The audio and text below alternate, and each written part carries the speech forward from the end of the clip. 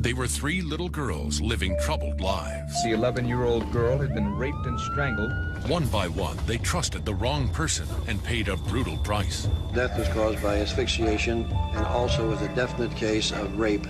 In 30 years, countless leads have led nowhere, with one question haunting investigators. Were three young girls singled out for death because a killer was obsessed with the letters of their names? He wants to be known as the killer of children with twin initials. Now, a veteran criminal profiler seeks to bring justice for three innocent victims. There's always an excellent chance that the killer will be caught. In a case of murder reopened.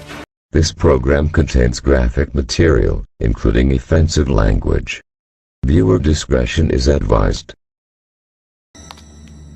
Childhood is supposed to be safe, a time of learning, exploring, and fun.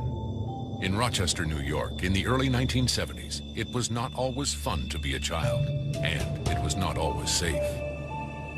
I've got a 5-year-old daughter of my own, and I don't feel now that it's safe to let her go outside and play anymore. So you're going to leave? Sure am. Especially, it was potentially dangerous to be a grade school girl, 10 or 11 years old, alone on the streets of Rochester at dusk. There is reason to believe Michelle was picked up outside that supermarket. In just 2 years, 3 young Rochester girls vanished from busy neighborhoods as night fell. Days later, their lifeless bodies were found in rural areas outside the city limits. They had been sexually assaulted, strangled, and discarded. I told the class at the end of the day's session about her, and I think her classmates are going to miss her very much. The similarities between the 3 victims were striking. All 3 were from poor Catholic families. Even among their own peers, all 3 lacked friends. All 3 were just blocks from home when someone took them away. Perhaps the first thing that one comes to grips with is that you wonder how terrible a mind could anybody possess that would lead him to doing a thing of this kind. For 30 years, Rochester police could never answer that question. 3 little girls died, and no one knows who killed them or why. Against all odds, criminal profiler Roy Hazelwood will now take on the case. What kind of person would have committed this crime in this way for these reasons? In a 3-decade career with the FBI, the Texas native Hazelwood helped pioneer the science of profiling violent sexual predators, a unique discipline that blends intuition, psychology, and old-fashioned gumshoe dedication. When you deal with a sexual offender, he tends to evidence parts of his desires and parts of his motivation through the way he commits the crime. And so that's why it's so important to analyze every aspect of his crime. Roy, this is the boxes of evidence. Hazelwood travels to Rochester to begin his investigation. Captain Lynn Johnston of the Rochester Police Department hands over 30 years of materials related to the unsolved case. I wanted autopsy reports, crime scene photographs, autopsy photographs. I wanted crime scene sketches, and I wanted crime scene investigative reports. There is also a type of information Hazelwood does not want. So I think you'll find everything you need. Absolutely. Suspect information. I don't want any, no suspect information. No, we'll take it out of the boxes. I appreciate that. The reason we don't accept access to suspect information is because then we may begin to bias our opinions toward a person or a particular type of person. Hazelwood must see the crimes fresh as he searches for overlooked clues that may have kept the killer of 3 young girls at large for nearly 30 years. Next, at his home base in Northern Virginia, Hazelwood calls together several colleagues from the Academy Group, an elite profiling agency. Each member has decades of experience in the psychology of violent crime. I selected 3 of my colleagues in the Academy Group: Ken Baker, retired Secret Service; Ken Lanning, who recently retired from the FBI Academy; and Steve Martigian, who recently retired from the FBI Academy. Expertly trained in deduction and crime scene analysis, Hazelwood's team will pore over the most intricate, intimate details of the 3 unsolved slayings. The abduction sites are similar. They were in close proximity to one another. Yes, they were. And they were dumped in rural, unpopulated areas. They will set aside all previously held theories, turning time and distance into investigative allies. With these abducted and missing children cases, you have to be very careful to assess and evaluate the information that you get from anybody. This will be Roy Hazelwood's mandate and mission on behalf of Rochester law enforcement authorities to search for new information and, above all, answers. How the killer of 3 little girls has thus far escaped justice, who he is, and why he did it. The nightmare for the city of Rochester began with a little girl who herself had nightmares. Her name was Carmen Colon. From the beginning, Carmen had been dealt a difficult hand. Her parents could not be located for an interview, but her cousin, Angel Colon, recalls that Carmen's mother was just 16 when Carmen was born. So she was by herself, and she didn't have nobody, to help her to raise her baby. As she grew older, Carmen could never seem to quite catch up intellectually to other kids. She was very slow. Like, if she was 9, she acted like she was 7 years old. When night fell, Carmen was besieged by nightmares. Even her mother's tender embrace was small consolation for the dark world Carmen inhabited. It was just a bad dream. Eventually, Carmen went to live with her grandparents. They became a ray of light for 10-year-old Carmen. They loved her a lot. They were very, very, very close. The 3 together, go up everywhere together. One of Carmen's most cherished chores was running errands for her grandfather in their central Rochester neighborhood known as Bull's Head. She did this regularly. Perhaps the wrong person noticed. On November 16th, 1971, Carmen went to the pharmacy for her grandfather. Something strange happened. When her grandfather's prescription wasn't ready, Carmen blurted out, "I gotta go, I gotta go," and bolted from the pharmacy. She was sent to the drugstore about 4:20 p.m. She was told it'd take a while for In Virginia, Hazelwood analyzes the incident with his profiling team. They wonder whether Carmen might have been in a particular hurry that day because someone was waiting outside for her. Certainly, I guess there's no way of knowing now, but I thought the same thing, this got to go. Is that related to just a general, she's in a hurry, or that specifically somebody was waiting for her outside or some reason that she had to go? But if Carmen's eventual abductor had already made contact with her by that point and still allowed her to enter the pharmacy by herself, it would suggest they were at least acquaintances. On that fateful afternoon, Carmen Colon would be seen one last time. She was last seen about 5:30 that same day on Route 490 West, which was about 12 miles from where her neighborhood was.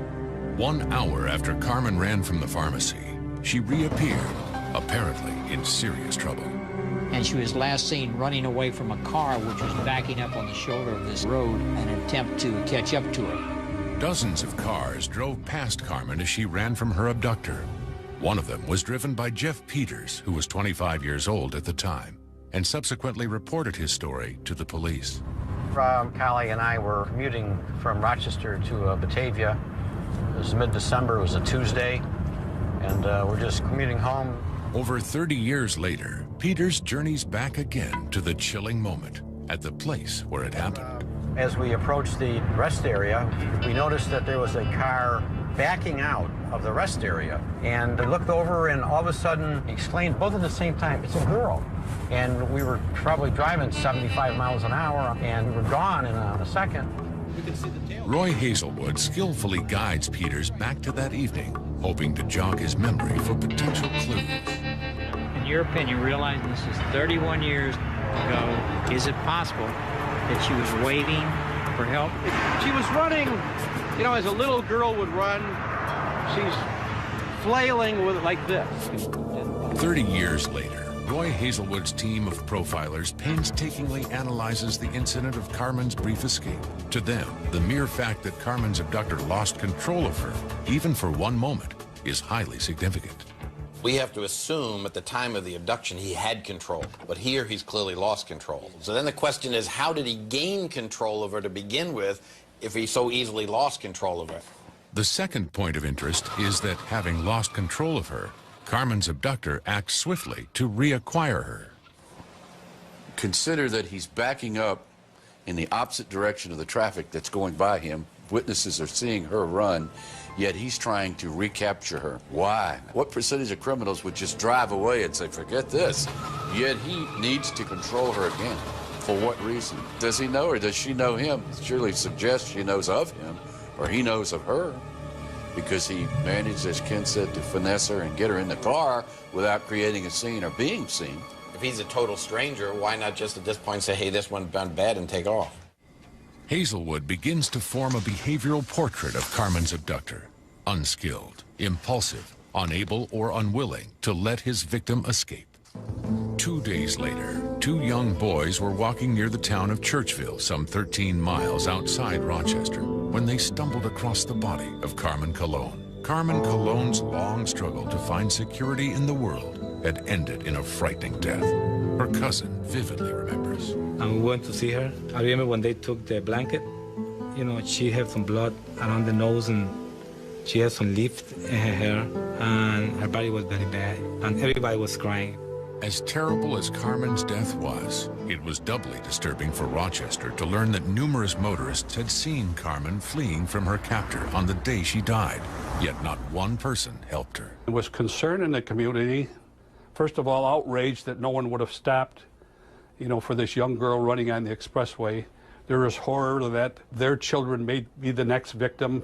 Possibly in 1971, the people of Rochester could hardly conceive of evil dwelling so close to their community. In 30 years since then, that kind of evil seems to have become far more common. To be honest with you, back in 1971, we thought that probably maybe she was had a mental problem. Somebody had let her out to go to the bathroom, and she ran away. If we'd have stopped and gone back, we'd have probably been going over to help the people get the girl back in the car. We absolutely didn't think of anything sinister. Now that would be different.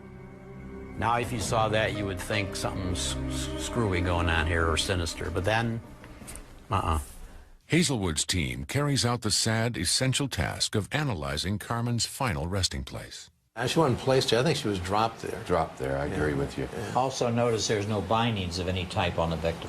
I think the important thing to note on the meaning of the disposal site, the dump, is the purpose for it. It's to distance himself from the victim. He hurriedly wants to separate himself physically from this decedent, and he's not concerned that she's going to be found, but he needs to remove himself. He's not thinking, is she going to be found quickly? Is it going to take a long time? He simply wants to get rid of the body, and that's why we refer to it as dumping. The group pays close attention to the particular way that Carmen was strangled. The medical examination said it was manual strangulation from the front. And we know the manual is much more personal than ligature, and strangulation from the front is much more personal than strangulation from the rear.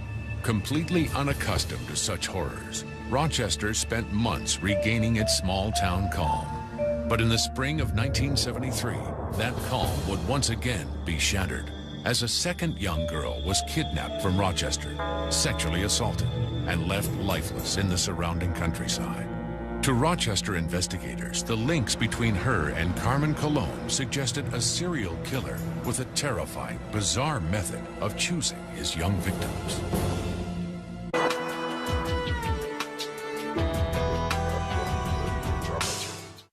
In the early 1970s, most of the country's attention was focused on the turmoil and upheaval that this new decade had ushered in. People have got to know whether or not their president's a crook.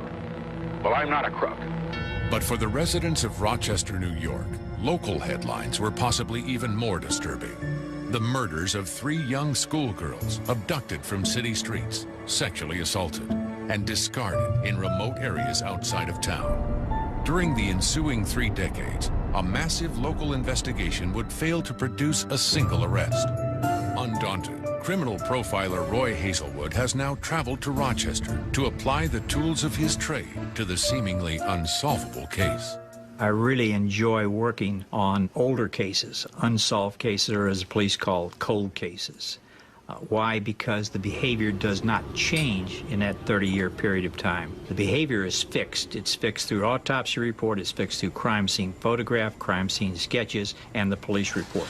The offender or offenders may change, but certainly not the behavior. And that's what I find fascinating, is going back and actually studying the behavior. The first to fall prey to Rochester's brutal killer was 10-year-old Carmen Colon. 2 days after she disappeared off a busy downtown street, her strangled body was found in a roadside ditch near the town of Churchville. Wayne County Sheriff Richard Piscotti recalls how even seasoned law enforcement officers were hit hard by the vicious child slaying. Well, sure, because, you know, a child basically can't fight. They can't resist physically when an individual grabs a hold of them. And the officer thinks about the tragedy that's involved and psychologically what was going through that child's mind, being so scared and not knowing if they're going to live or what's going to happen. And that's a tremendous amount of pressure on an officer. The only way that child will ever really be put to rest is if the perpetrator is brought to justice. But in April of 1973, 17 months after the murder of Carmen Colon, fear swept through Rochester again with the savage killing of another innocent victim, Wanda Walkowicz. Like Carmen Colon, Wanda's young life was troubled. Her father was dead. Her mother was unemployed. Her mother's live-in boyfriend had a criminal record and a history of mental illness. Largely, Wanda fended for herself. I'm not out. Yes, you are. No, you're not. Yes, you are. When she wasn't alone, she was often embroiled in schoolyard altercations. She was known as a fighter, and if someone was bothering her, she would definitely defend herself. Nearly 30 years later, Wanda's mother chooses not to be interviewed about the loss of her daughter. Another close relative does agree to be interviewed, but only if her own identity is kept secret. She knows Wanda was lonely, but insists she was also streetwise. She definitely wouldn't go with a stranger. She wouldn't go with someone she didn't know. But something happened on April 2nd, 1973. Around 4:30, Wanda visited a neighborhood market, picking up groceries for her mother. That's the grocery store that Wanda Walkowicz went to, about 4 blocks from her home. And she was last seen heading north on this street, Conkey Avenue, with a bag of groceries. About 1 hour later, a witness reported seeing Wanda a short distance from the market with groceries, hesitating at the door of a car stopped on the street. Apparently, Wanda was being tempted by something inside the car. What might have convinced her to get in? Hazelwood reports back to his team of profilers.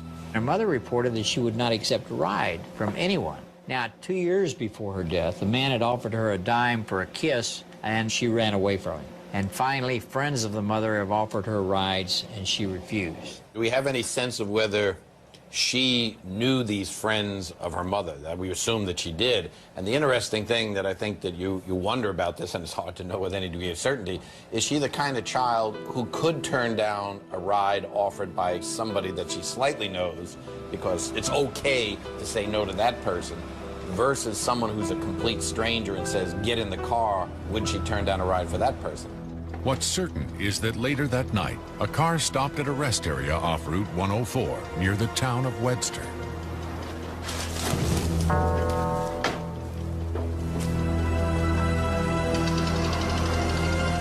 The next day, a New York State trooper happened across Wanda's lifeless body at the bottom of the hillside. Postmortem indicated that this young girl had been strangled and sexually assaulted and dumped there, again in plain sight from an expressway. For Wanda's family members, her death had a permanent effect, not only of grief, but of fear for their own safety. I've always been very afraid, and I've always looked over my shoulder and not trusted people for a long time, just not knowing if that person is still out there. We don't want anyone to know who we are or anything, because there is that fear of someone coming after us. For Roy Hazelwood and his team of profilers, the first order of business is comparing Wanda's murder to Carmen Colon's 18 months earlier. The similarity to the first case is clearly they're both classic examples of a dumped victim. Here, however, the obvious major difference that jumps out at you is the fact that she is more fully clothed than the previous victim. Absolutely. The cases differed in other ways as well. The method of strangulation in the Wanda Walkowicz case contrasted sharply with how Carmen Colon was killed. The strangulation by belt, how sure are they of that fact? Well, that's the medical examiner's opinion. The marks on the neck were consistent with a belt or similar ligature and suggested that it had been applied from the rear. It was also revealed at the autopsy that Wanda Walkowitz had been fed during the time she was missing, while Carmen Colon had not.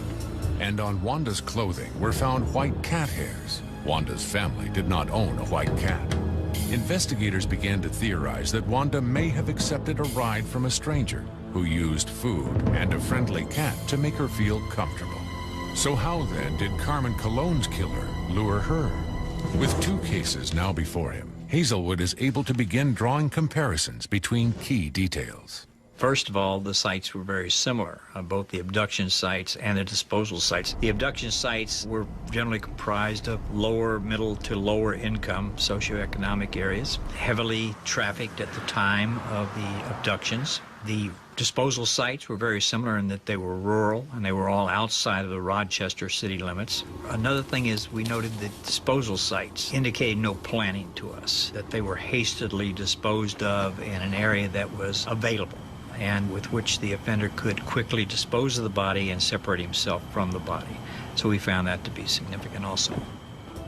It was at this point that investigators noticed the most significant parallel between the 2 murders. In the first case, little attention was given to the double C initials of Carmen Colon's name. But with the murder of Wanda Walkowitz, detectives and the public wondered if Rochester's young girls were being stalked by a killer obsessed with names bearing twin initials. But eerily, there was even more to that theory. Carmen Colon's body was dumped in Churchville, while Wanda Walkowitz was dumped in Webster. 3 C's and 3 W's. People began to recognize that there were similarities with the initials, and that the second victim, having been Wanda Wolkowitz, that her body was found in Webster, New York. And people began to talk amongst themselves, and then of course the media picked it up as well, that there may be an issue here, there may be some connection, that the 2 girls who had disappeared had similar initials. Whether or not the killings of the 2 girls were connected, there was little doubt among Rochester residents that their streets were no longer safe for their children. There were people interviewed, many of them, who said, you know, this neighborhood is simply too dangerous now. We won't let the kids go out unless we're there to watch them. And there were others who said, it is so dangerous that even though we've lived here for a long time, we're going to move. It was shortly after 10 this morning, almost 24 hours after the body of Wanda Walkowitz was found, when the state police helicopter appeared out of overcast skies. As helicopters circled the gray skies over Wanda Walkowitz's final resting place, Rochester could only hope that with the coming of summer, its nightmare would finally end. Can you think of anything that might have happened recently that would have brought her to the breaking point, made her want to run away from home? No, nothing. But before the year was out, Rochester police would search the streets again for any clue to the disappearance of yet another young girl with matching initials. We're trying to find out whether she could have had a problem at home and give her a reason to take off. But we're not overlooking the fact that maybe something else could have happened to this young girl.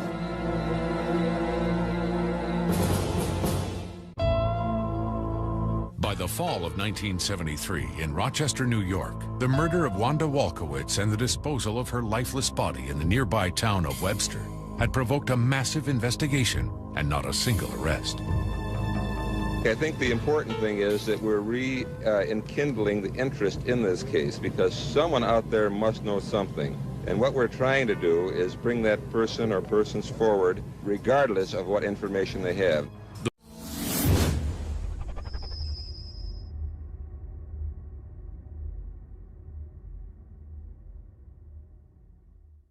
The words, "It happened again," highlighted the worst aspect of the story. The fact that 17 months earlier, a girl named Carmen Colon had also been sexually assaulted and strangled, and her body disposed of in a town called Churchville. Out there, somebody knows something. Let them come to us and give us information if they want to remain a secret. The Rochester community grappled with the thought that for some perverse reason, the killer might be targeting girls with matching first and last initials, then discarding their bodies in remote towns that began with the same initial. In order to select victims based on their initials, you have to do a lot of homework. You've got to do a lot of intelligence gathering. You've got to have a specific age that you're interested in. You've got to have a specific area. You've got to have access to something that tells you the initials of the victim. So that indicates time and patience and planning. Worse yet, the killer seemed to be aiming his vicious skills at girls with the least hope of defending themselves. Girls from poor families with few friends. And then, 6 months after Wanda Walkowicz died, it happened again. Her name was Michelle Mayenza. Like Carmen Colon and Wanda Walkowicz, she could never quite fit in with her classmates. They teased her mercilessly. They've been upsetting you again. On the Monday after Thanksgiving in 1973, Michelle visited the school nurse's office in tears. They wouldn't let me put handball in there. Michelle calmed down, and the nurse let her leave. She was supposed to go to the market for her mother. Witnesses later reported seeing her en route to the market. Then she vanished. Police combed Michelle's neighborhood for clues. How could another girl have vanished without a single eyewitness to say what happened?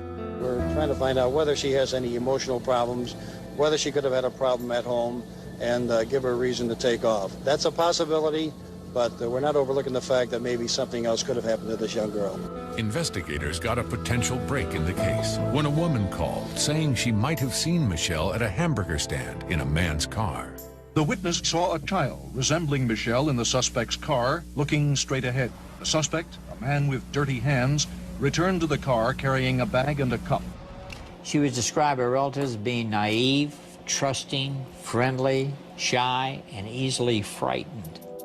At their headquarters in Manassas, Virginia, Roy Hazelwood and his Academy Group colleagues assessed the personality traits that might have put Michelle at risk. One of her relatives said she may have been responsive to a person who paid attention to her. I think that's important as her personality and victimology. Given her stature, and she was upset at school and others call her names, if someone is very friendly or is very nice to her, she may be responsive to that type of attention.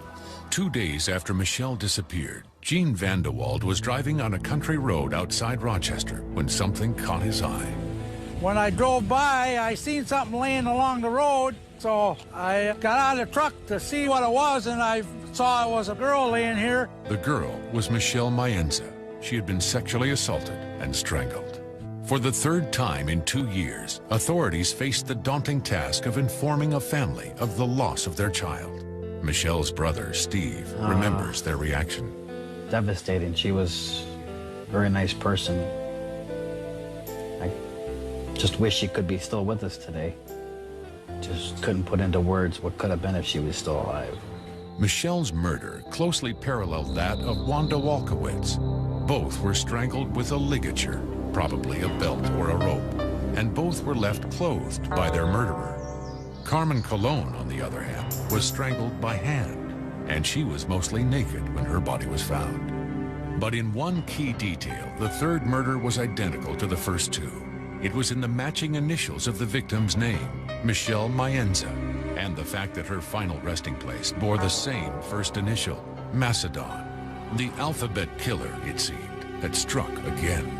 Now, Captain, what do you make of this case so far? Are you convinced that it was the same man who killed Carmen Colon and Wanda Walkowicz?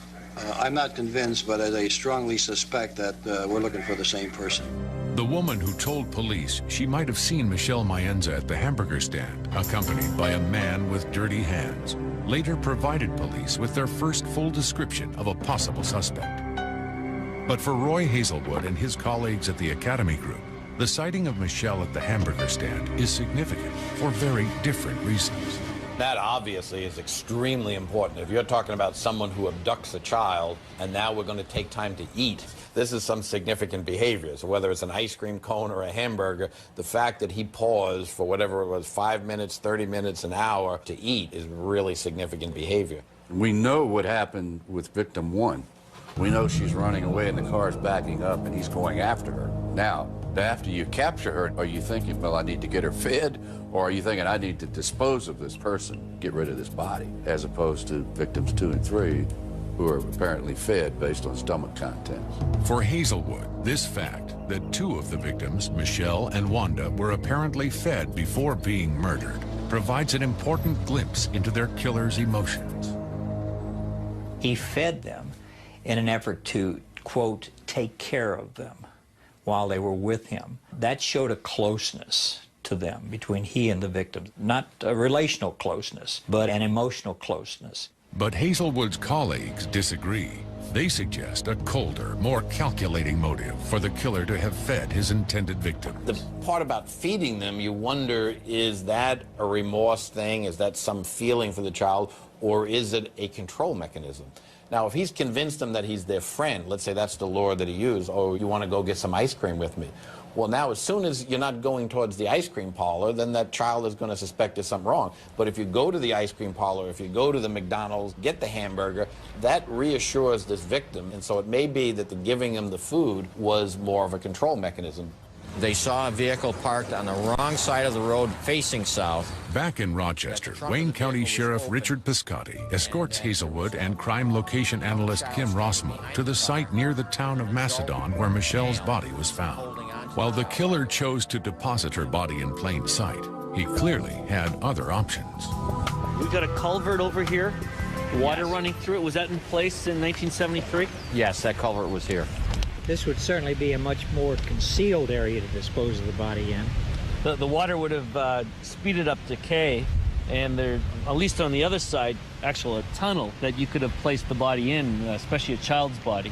What suggests lack of local area knowledge in terms of his familiarity with all the different ways he could have gotten rid of a body. He didn't pick the best.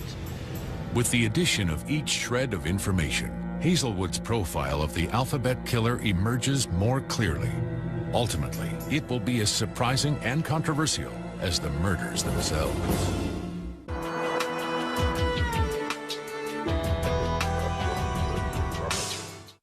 As the 1970s wound to a close, Rochester, New York investigators were no closer to arresting a suspect in the alphabet murders than when the first girl was abducted, sexually assaulted, and strangled 8 years earlier. But in 1979, the most promising suspect yet emerged.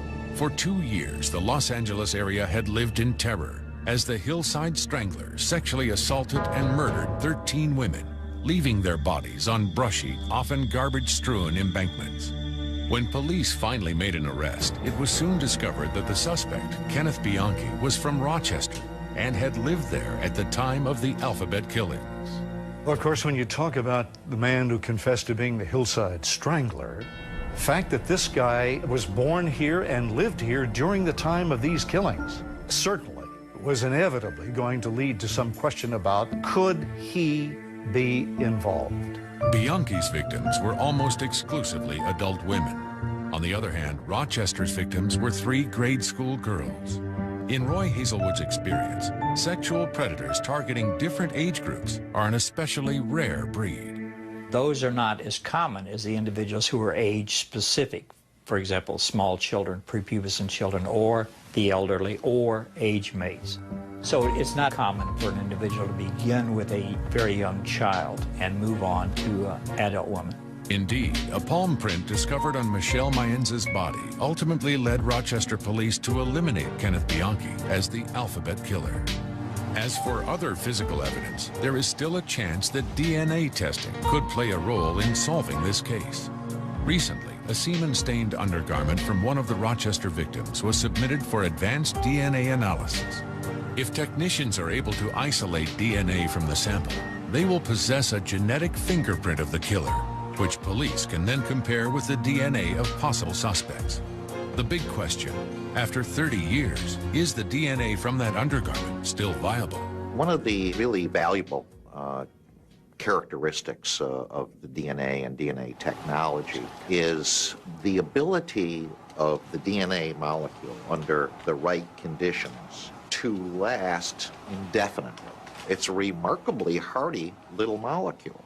The recent development of what is called short tandem repeat DNA technology means that even extremely old biological evidence may still yield valuable information. Even if a sample is somewhat decomposed, we can still come up with great results. 10 years ago, almost any degradation resulted in no results at all. But what Roy Hazelwood and his team have done is assemble and compare all the evidence, physical and behavioral, from the 3 slayings to create a profile of the killer. They now must determine whether the behavior of their killer is consistent with a commonly held theory of a killer who selected and disposed of his victims on the basis of matching initials. What are the odds of 3 victims, 10, 11, 11, being raped and murdered, abducted from the same area and having the same initials? I'm studying the behavior, and I just don't know how the guy who committed this crime could be obsessed with kidnapping girls who had 2 initials that are the same. Well, let's consider that he did. That he has to identify women with or young girls with the same first and last initials, okay? But what does that say about him? It says that's an element of planning. That's an element of surveillance. It's a level of organization. And we don't see that anywhere else in the crimes. All in all, Hazelwood and his colleagues don't see the behavior they would expect from what might be called an alphabet killer. In fact, they don't even see that the killings were necessarily committed by the same individual. We found significant dissimilarities in the 3 homicides. And one of the things that's very important is how did he leave them? And in the case of Carmen Colon, of course, she was left almost totally nude. Wanda Walkowicz, on the other hand, was found fully clothed, and Michelle Mienza was found fully clothed. So in the last 2 cases, either the offender redressed the victim or he allowed the victim to redress prior to the disposal. Number 2, the sexual assault against Carmen Colon was much more physically violent than the sexual assault against either Wanda Walkowicz or Michelle Mienza. Number 3, we had evidence that the victim in the last 2 cases, Wanda Walkowicz and Michelle Mienza, had been fed prior to their deaths by the offender. There's no such evidence of that existing in the first murder. With the single alphabet killer theory rapidly crumbling and Hazelwood's profile taking shape, police begin reopening their files and find an old suspect suddenly demanding new attention. 30 years have passed since Rochester, New York watched helplessly as 3 of its young girls were kidnapped, sexually assaulted, and murdered. Almost every suspect developed by investigators has eventually been eliminated. But there is one suspect who has never been officially cleared. Since Carmen Colon's 1971 murder, investigators had suspected that one of Carmen's own uncles, Miguel Colon, might be responsible for her death. There was an uncle who was very highly suspect in this case, mostly through circumstance, in that he did not have a good alibi. When they did want to interview him, they couldn't find him anywhere. He kept eluding investigators. Carmen's cousin, Angel Colon, insists Miguel could not have committed such an act. My uncle, he loved her a lot, and he grew up with her too. You know what I mean? And he cried. He suffered when that happened. He suffered twice, but the police took him as a suspicion. You know what I mean? But my uncle, he never did nothing like that. Rochester police kept pursuing Miguel Colon for questioning. In 1991, they finally tracked him down. But as they closed in, Miguel Colon pulled out a gun and committed suicide. In their ongoing efforts to confirm or eliminate Colon as a suspect, Rochester police will now be able to compare him to Roy Hazelwood's profile of Carmen Colon's killer. Accompanied by geographical profiler Kim Rossmo, Hazelwood returns to Rochester to share the results of his investigation with Wayne County Sheriff Richard Piscotti. Hazelwood drops his first bombshell. The evidence has convinced him that the 3 slayings were most probably the work of 2 different killers. Therefore, he's delivering 2 distinct profiles, one for the man who killed Carmen Colon, and a second for the murderer of Wanda Walkowicz and Michelle Mienza. Based on his exhaustive experience and study of violent sexual predators, Hazelwood believes that Carmen Colon's killer probably knew her. In Hazelwood's estimation, the killer was probably 25 to 30 years old, of low to average intelligence, and most likely abused alcohol. Lastly, he had an explosive temper that led him to act impulsively. In Carmen Colon's case, you have manual strangulation, hands-on strangulation. In Wanda Walkowicz and Michelle Mienza, you have ligature strangulation. It becomes more and more apparent the longer I'm involved in this case that the first murder took place out of anger. anger toward Carmen Colon.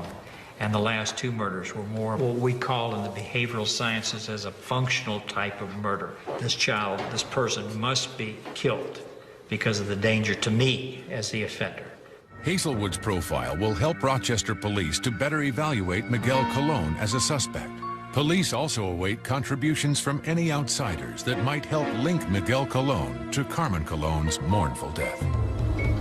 Unlike Carmen's murderer, Hazelwood believes the man who killed Wanda and Michelle was of average intelligence, and Hazelwood believes he may have been arrested previously for lesser sexual offenses. If he had an arrest history, we believe it would have been for what is commonly called nuisance type of offenses, such as obscene phone calls, window peeping, exhibitionism, and this may have come to the attention of law enforcement. Most importantly, this killer may have felt a form of respect for his young victims, as evidenced by the strange fact that Wanda and Michelle were dressed or allowed to redress before they were put to death. We believe that the murderer of Wanda and Michelle allowed them to redress because he wanted to leave them with dignity. He did not want to leave them grossly exposed either to the elements or to those who found them. Hazelwood now turns his attention to the question of an alphabet killer. Next area, let's address, if you agree, twin initials. All three victims, were they selected because of their twin initials, CC, WW, MM? It was our opinion, after sitting down and studying this, that the twin initials had nothing to do with the victim selection in this case, in these cases. So you're saying it was more spontaneous? Impulsive, absolutely impulsive. These victims were selected because of their vulnerability, because of their availability, possibly because of their age, and because of their gender. Those are the four reasons these poor little victims were selected. Piscotty's response is exactly what Hazelwood had hoped to hear, that his profiles of the Rochester killers have brought local authorities much closer to finally solving the case. To be very honest with you, I feel that you have narrowed the investigation immensely. Sometimes we get into a case where we have tunnel vision. We tried not to do that in this case, but we have experts now that have taken an outside look, and they've given me some hope in this investigation. There is an individual that comes to my mind that we've got to take a harder look at, and I would give nothing more than to see a closure to this case to put these little girls to rest, as they should be. Although nearly 30 years have passed since the murders of Carmen Colon, Wanda Walkowicz, and Michelle Mayenza, their deaths have not been forgotten. In fact, one of the little girls has apparently been cared for in a unique way. It seems that for nearly 15 years after the murder of Wanda Walkowicz, family members who went to visit her grave found that a visitor had already been there. When they went to visit her gravesite, they found that someone had cleared off her gravestone, had cleaned it, and had placed flowers there. And that this continued for a number of years. This went on for about 15 years. No one in our family had left the flowers. You know, we contacted everyone, even our relatives that lived out of state, and no one ever did that. So for a long time, someone was maintaining the grave. I think there's one way to look at it, that perhaps the guilty person is suffering from some degree of remorse. For the families of Rochester's victims, and for nearly any human being, the emotions and motives of a child killer are impossible to fathom. But Roy Hazelwood has embraced that challenge. With his team of profilers, he has attempted to enter the darkness where the killers of 3 little girls live, to bring forth the warm light of healing and the sharp light of justice. Hazelwood's vast experience tells him that the deaths of Carmen, Wanda, and Michelle will one day be solved. With the public's help, 3 school children in Rochester will one day rest in peace, and Rochester's long nightmare will finally end. If anyone at all has any information into the murders of Colon, Wanda Walkowicz, or Michelle Mayenza, please call the Rochester City Police Department Crime Stoppers Hotline at telephone number 716-423-9300. The calls will be kept confidential, and you may be eligible for reward. Thank you. This program contains graphic material, including offensive language. Viewer discretion is advised.